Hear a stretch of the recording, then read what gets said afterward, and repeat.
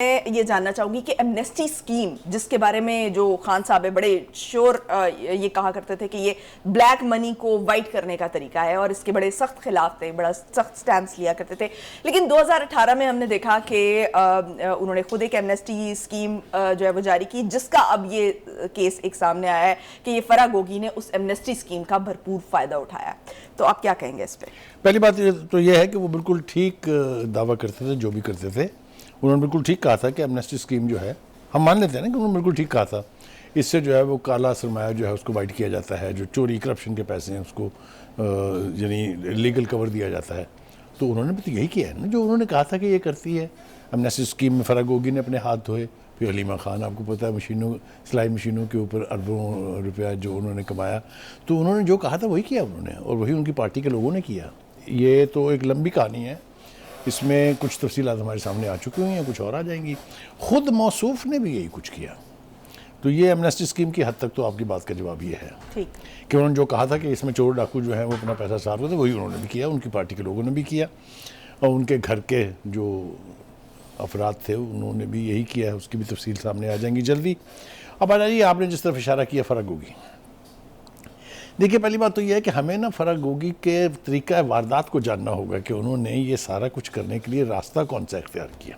اچھا, تو مہاتما خان تک پہنچنے کے لیے جو آسان ترین راستہ تھا وہ ان کی بیگم تھی بشا بی بی, اور فرح گوگی جو ہیں وہ ان کی دوست ہیں. یہ کسی سے ڈھکی چھپی بات نہیں ہے. انہی کے گھر پر ان کا نکاح ہوا تھا بشا بی بی کا اور عمران خان صاحب کا. اسی کے کہنے کے اوپر طلاق کب ہوئی, نکاح کب ہوا, کتنا وقفہ تھا, یہ سب کچھ جو ہے یہ ایک عرصے تک سیغہ راز میں انہی کی وساطت سے رہا. تو ایک بات تو یہ طے ہو گئی ہے کہ فرح گوگی نے اپنے تعلقات بشا بی بی کے ساتھ, جو کہ پرائم منسٹر کی فرسٹ لیڈی تھی, ان کے ذریعے کھل کے کھیلا ہے. یہ جو آپ نے فگرز بتائے ہیں یہ تو چونکا دینے والے فگر ہیں. یعنی یہ آپ سوچئے ذرا کہ 3 سالوں میں 420% اضافہ, جو ظاہری اثاثے ہیں, جو غیر ظاہری اثاثے ہیں ان میں 15,300% اضافہ. کوئی میرے خیال سے تو کمپیوٹر جو ہے وہ بیچارہ سٹپٹا گیا ہوگا کہ کیا پوچھا جا رہا ہے مجھ سے. اس کے بعد 2017 اور 2020 کے درمیان 4,520 ملین روپے کا اضافہ. کیا بھائی, گولڈ بیچتی تھی, یورینیم بیچتی تھی, پلاٹینیم بیچتی تھی, کیا بیچتی تھی وہ؟ تو یہ سوال اٹھ رہے ہیں سارے, وہ ایسا کس طرح کرتی تھی؟ ان کا طریقہ واردات یہ تھا کہ وہ اپنے ایجنٹوں کو کہنا تو خیر بہت اس بات کو طول دینے والی بات ہے, وہ خود پنجاب حکومت کے اندر تعیناتیاں, ٹرانسفرز تبادلے اور تقرریاں اور چوائس پوسٹنگ یہ دلانے کا کاروبار انہوں نے کھولا تھا, نیا دھندا کھولا.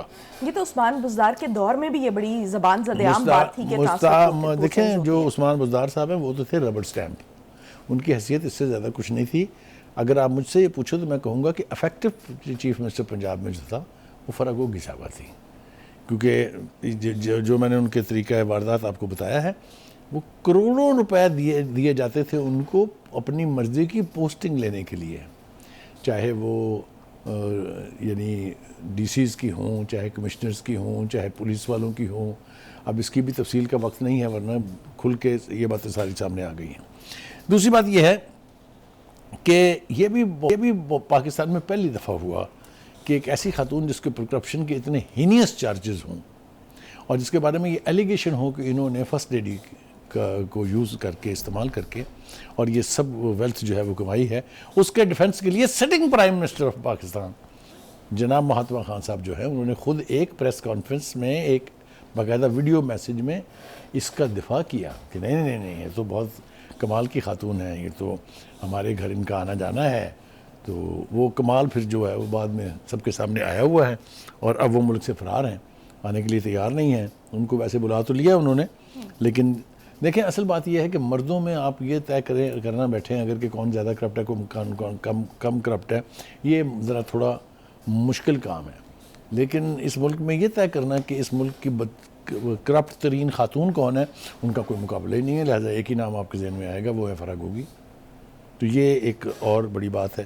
آج نیم خان صاحب نے بھی اپنے ایک بیان میں جو ایک جگہ خطاب کر رہے تھے, وہ انہوں نے کہا کہ جی ہمیں بھی بڑی دیر میں پتہ لگا کہ یہ ساری کرپشن جو فرح گوگی نے کی یہ تھی وہ نیا پاکستان بنانے کے لیے ضرورت جس کا ویژن جو ہے وہ مہاتما خان صاحب نے اور دیکھا تھا. شاید اسی لیے عثمان بزدار صاحب پر بڑا سخت سٹینڈ لیا ہوا تھا خان جی ہاں جی. اب صورتحال یہ ہے جی کہ گوگی صاحبہ کو بلا لیا ہے, یہ آپ نے خبر سنا بھی دی ہے.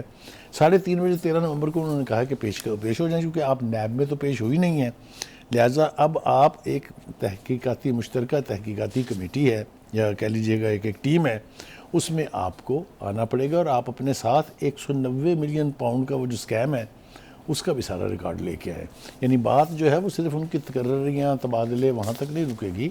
وہ جو انہوں نے, آپ کو یاد ہے نا وہ کیس 190 ملین پاؤنڈ والا, کس طریقے سے وہ سرمایہ جو ہے لندن سے منتقل ہوا, کس طریقے سے اس کے بدلے میں انہوں نے زمین لی ان کے ساتھ. القادر ٹرسٹ والا جی القادر ٹرسٹ والا معاملہ.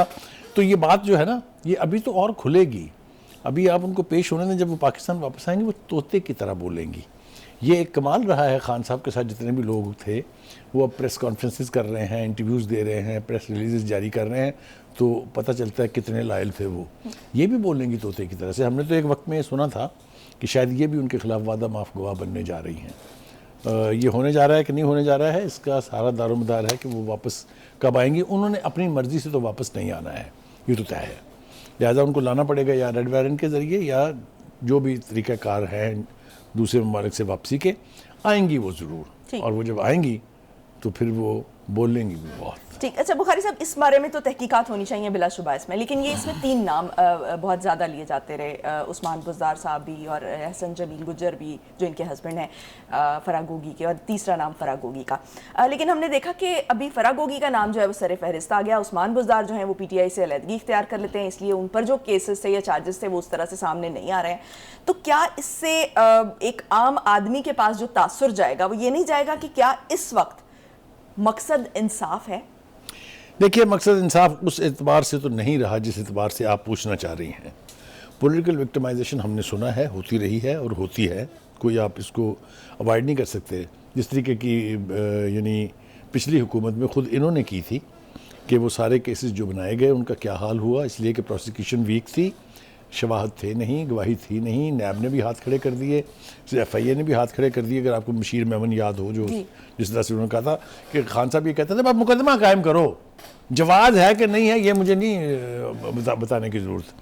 تو یہ جو جس طریقے کے مقدمات اس وقت قائم ہوئے یہ ہوتے رہتے ہیں, یہ ہمیں سمجھ میں آتی ہے. لیکن جو مقدمات اب ان کے اوپر قائم ہوئے ہیں, جن میں فورن فنڈنگ ہے, جس میں توشہ خانہ ہے, اس میں ایویڈنس بہت سٹرونگ ہے. اور اب جس کو یہ تاثر دینے کی کوشش کرتے ہیں کہ 9 مئی جو ہے یہ وکٹمائزیشن ہے, ہمارے تو بندے نہیں تھے. اچھا بخاری صاحب, 9 مئی کے علاوہ جتنے بھی کیسز یا جتنے بھی چارجز ہیں, اسی طرح کے بہت سخت قسم کے کیسز جو ہیں وہ شہباز شریف پہ بھی تھے, نواز شریف پر بھی تھے.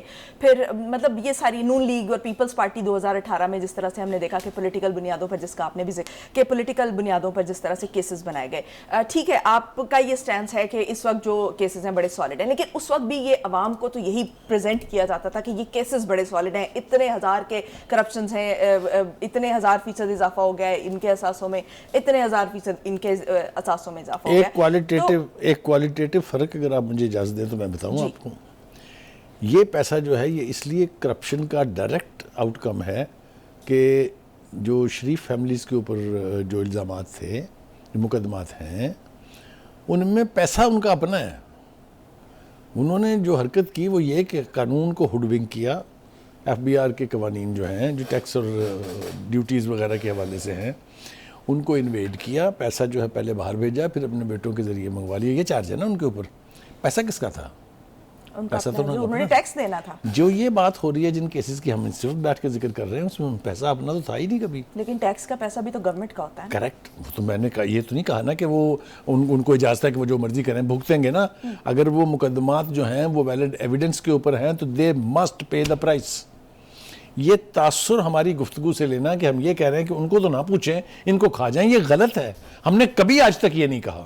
ہم پھر کہہ رہے ہیں, ببانگ دہل کہہ رہا ہوں کہ جہاں کہیں انہوں نے قانون کو ہوڈ ونک کیا ہے, پاکستان کے ٹیکس کی ایویژن کی ہے, ان کو اس کی سزا ملنی چاہیے. ٹھیک ہے. لیکن فرق صرف یہ ہے کہ وہ کھیلے اپنے پیسے سے, ٹیکس بچایا, ٹیکس انویڈ کیا. یہ ساری دنیا میں ہوتا ہے بزنس کمیونٹیز میں, لیکن اس کی سزا جزا ہے. یہ جو مقدمات ہیں ان کی نوعیت بالکل مختلف ہے.